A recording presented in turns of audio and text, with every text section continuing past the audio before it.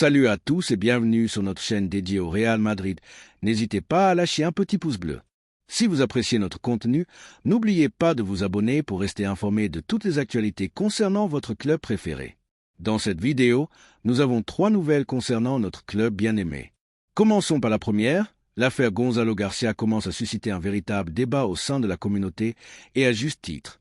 Nous ne parlons pas d'un joueur lambda, d'un numéro de plus au sein de la vaste structure de notre centre de formation. Nous parlons d'un jeune attaquant, un produit 100% de notre usine à talent, formé intégralement à Valdebebas, qui se distingue de manière constante, presque défiante, avec des performances qui ne laissent aucun doute. Ce garçon a le but dans le sang, une personnalité écrasante sur le terrain et un profil d'attaquant qui correspond parfaitement à la philosophie historique du club, celle de la détermination, de l'honneur et de la recherche incessante du but adverse. À seulement 21 ans, Gonzalo n'a pas seulement prouvé sa valeur dans la première équipe de l'Arfea avec des chiffres spectaculaires dignes d'un buteur né, mais il a également répondu présent lors des compétitions plus exigeantes, comme la prestigieuse Coupe du Roi et plus récemment la vitrine mondiale qu'est la Coupe du Monde des clubs, lui ont donné l'opportunité de briller. Les données sont tout simplement convaincantes et parlent d'elles-mêmes. 36 matchs disputés en Ligue avec un impressionnant registre de 25 buts et 4 passes décisives. À cela s'ajoute un but clé en Coupe du Roi et 2 buts et une passe décisive en seulement 3 apparitions en Coupe du Monde des clubs, démontrant qu'il n'est pas intimidé par le maillot ni par la scène. Que peut-on demander de plus à un attaquant qui est encore en plein processus de formation et de croissance? Le football est une question de présent et de performance immédiate, mais c'est aussi et surtout une question de projection et de vision pour l'avenir, et Gonzalo Garcia incarne ces deux aspects de manière exceptionnelle. Il a le présent, comme en témoignent les chiffres qui le placent comme un buteur accompli à son âge, et il a une projection énorme car sa marge de progression est immense et son engagement envers nos couleurs, envers l'écusson qu'il défend depuis son enfance, est hors de tout doute. Cependant, dans ce contexte si prometteur et rempli de promesses, une possibilité émerge, suscitant une profonde préoccupation et un mécontentement croissant parmi les supporters merengues, son départ définitif du club. Une décision qui pourrait s'avérer être une erreur historique. Les bureaux ont déjà reçu des offres concrètes pour Gonzalo, ce qui souligne l'intérêt qu'il a suscité sur le marché. Des clubs importants comme Sunderland, la Roma historique, notre voisin le Real Oviedo et même Leeds United de la Competitive Championship anglaise se sont intéressés sérieusement à sa situation, frappant à notre porte. Certains proposent un prêt avec une option d'achat intéressante, d'autres un prêt pur pour que le joueur gagne en expérience, et d'autres encore veulent acheter son contrat directement.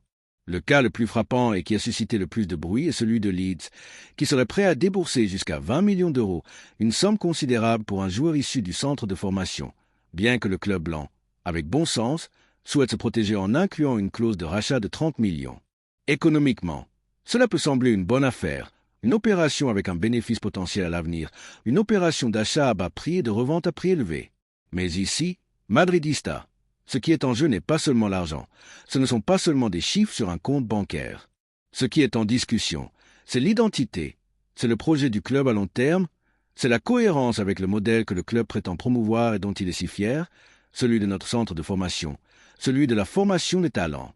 À quoi bon avoir l'un des meilleurs centres de formation d'Europe, sinon le meilleur, si les joueurs qui se distinguent, qui montrent qu'ils ont l'étoffe pour l'équipe première, sont toujours transférés avant d'avoir une véritable et juste opportunité dans l'équipe première. Combien d'exemples récents et douloureux avons-nous de talents qui sont partis sans presque débuter et qui brillent aujourd'hui de leur propre lumière dans d'autres ligues, devenant des stars de leurs équipes respectives? Ce n'est pas seulement une question de nostalgie ou de romantisme, c'est une réalité récurrente, une constante qui se répète encore et qui nous a coûté cher dans le passé. Et malheureusement, Gonzalo Garcia menace d'allonger cette liste noire de décisions que le club finit par regretter amèrement avec le temps. Car ce qui est valorisé aujourd'hui à quelques millions peut coûter le double ou le triple pour le récupérer demain. Ce qui s'échappe aujourd'hui par manque de foi, par manque de patience ou par priorité à l'argent facile, peut devenir un transfert impossible à récupérer demain, un talent irrécupérable qui finit par triompher ailleurs. Il ne s'agit pas d'exiger les titularisations immédiates pour Gonzalo ni de forcer sa permanence à tout prix s'il n'y a pas de plan pour lui. Il s'agit de faire les choses avec bon sens, avec une stratégie claire et définie, d'analyser le contexte de sa progression, de comprendre que ce garçon a performé au plus haut niveau là où il a été, qu'il n'a jamais élevé la voix ni généré de polémique dans le vestiaire, qu'il a accepté le rôle qui lui a été donné avec un professionnalisme exemplaire et que, lorsqu'il a eu l'occasion de parler sur le terrain, il l'a fait de la seule manière qu'un attaquant connaît, avec des buts, avec des performances décisives. Et c'est le profil de joueur que nous voulons laisser partir? Est-ce le type de talent qui n'a pas sa place dans notre équipe première? C'est une question qui devrait nous faire réfléchir profondément. L'argument récurrent selon lequel s'il part, il pourra toujours être racheté, ne convainc pas et, en fait, génère plus d'inquiétude que de tranquillité. Le football change très rapidement, à une vitesse vertigineuse. Les circonstances se transforment du jour au lendemain. Les contrats se compliquent avec des clauses impossibles, les joueurs évoluent dans des environnements différents, s'adaptent à d'autres ligues et finissent souvent par devenir inaccessibles, soit en raison de leur valeur marchande exorbitante, soit simplement par manque de disponibilité, car leur nouveau club ne veut pas les vendre. Que se passerait-il si Gonzalo devient une star étincelante en Angleterre ou en Italie et que son entourage ne voit plus d'un bon œil un retour en Espagne dans un club qui ne lui a pas donné sa chance au bon moment? Et si un autre géant européen, avec un carnet de chèques illimité, se présente et le recrute avant que nous puissions réagir? Et si ses performances explosent juste au moment où un attaquant de son profil manque le plus à la maison dans notre équipe première? De plus, nous ne pouvons pas oublier ce que représente Gonzalo sur le plan symbolique, un aspect crucial qui est souvent sous-estimé. C'est un pur produit du centre de formation, un garçon qui comprend ce que signifie porter ce maillot, qui connaît la mystique du Real Madrid depuis son plus jeune âge, qui a été imprégné de nos valeurs. Ce type de joueur est encore plus apprécié lors des grands moments, lors des matchs importants, lors des finales, car ils savent ce qui est en jeu, car ils connaissent la pression inhérente à cet écusson, car ils n'ont pas besoin d'une période d'adaptation ni d'apprendre que les autres doivent assimiler avec le temps et avec des erreurs. Former des joueurs comme lui coûte des années d'investissement économique, de patience, de formation sportive, surtout émotionnelle.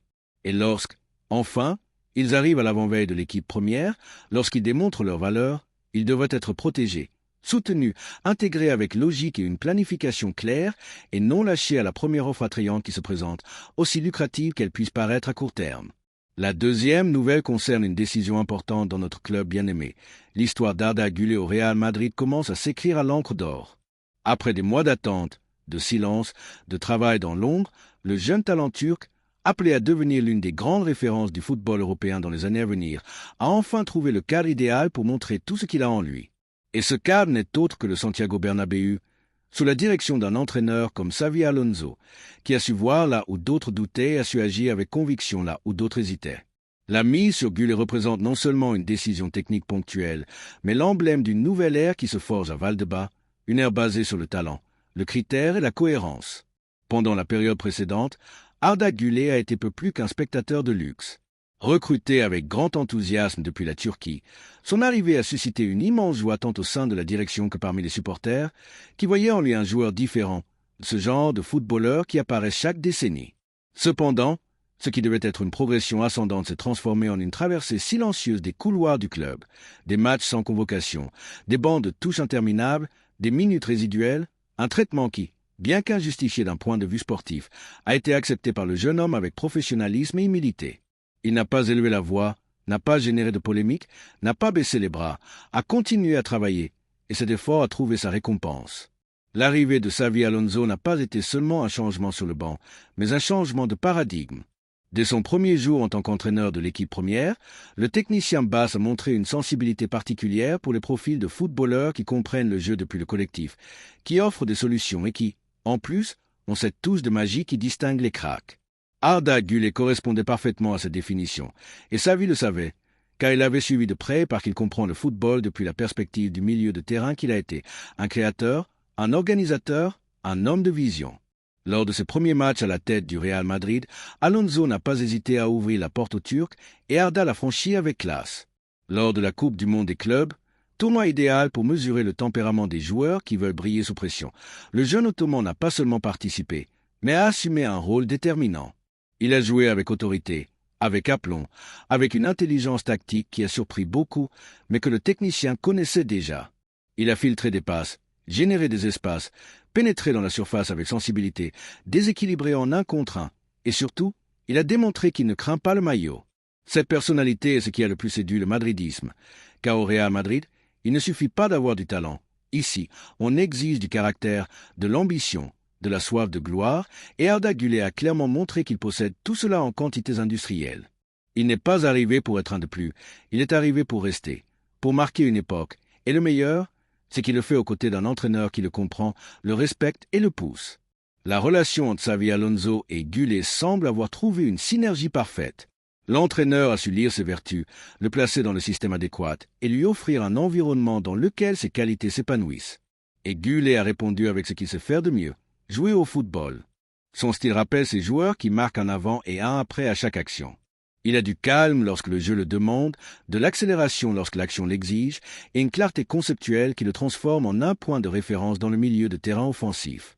D'un point de vue institutionnel, son irruption dans l'équipe première est une excellente nouvelle pour le club, car elle ratifie la politique de recrutement qui mise sur des jeunes à projection internationale et parce qu'elle offre un exemple clair que, si l'on travaille avec patience et que l'on croit au talent, les résultats arrivent. Arda Güler n'est pas un produit fini, mais il est très proche de l'être, et dans ce Real Madrid qui commence à rajeunir sa colonne vertébrale, sa figure est fondamentale. De plus, le soutien des supporters était total. Chaque fois qu'il touche le ballon, le Bernabéu répond par des applaudissements, des murmures d'expectative, avec cette sensation que quelque chose va se passer. Cela, seuls les joueurs spéciaux le génèrent, ceux qui ne se cachent pas, ceux qui assument la responsabilité, ceux qui comprennent le privilège et la pression de porter le maillot blanc.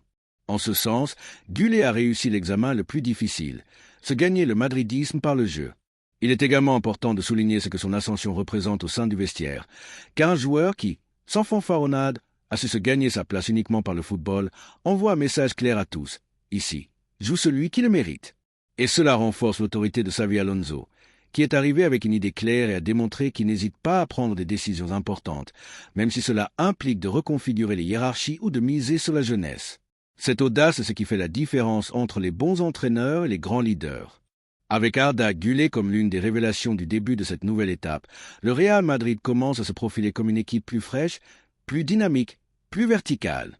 La circulation du ballon est plus rapide, les combinaisons dans les zones intérieures ont gagné en fluidité et la transition offensive a maintenant un nouveau point de départ. Le Turc ne génère pas seulement du football, il le multiplie.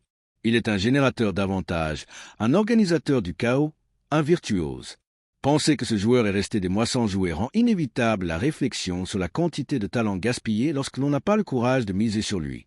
Heureusement, Xavi Alonso a su corriger la trajectoire et l'a fait à temps, car ce qui est en jeu n'est pas seulement la performance d'un footballeur, mais la construction d'un projet solide, cohérent et avec une projection d'avenir.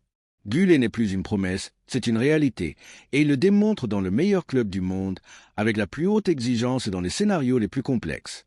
Il a devant lui une saison qui peut marquer sa consolidation définitive, et tout indique qu'il y parviendra, car il a le talent, la discipline, l'environnement adéquat, surtout le soutien d'un technicien qui croit en lui.